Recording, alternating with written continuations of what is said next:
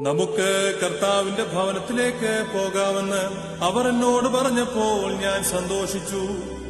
ഊർസലേമേ, എന്റെ കാലുകൾ നിന്റെ വാതിലുകളിൽ നിൽക്കുകയായിരുന്നു.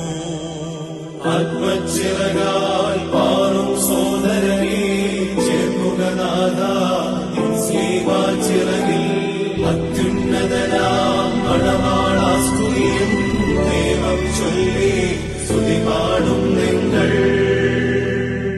രാജപുത്രി മഹത്വത്തോടെ നിലകൊണ്ടു.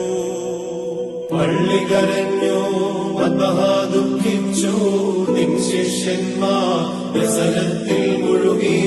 അത്യുന്നതനാം മണവാളാസ്തുതിയും ദൈവം ചൊല്ലി സ്തുതി പാടും നിങ്ങൾ. അത് എന്നേക്കും തന്നെ. വാതിലടയ്ക്കും ശാന്യ പോയിടും.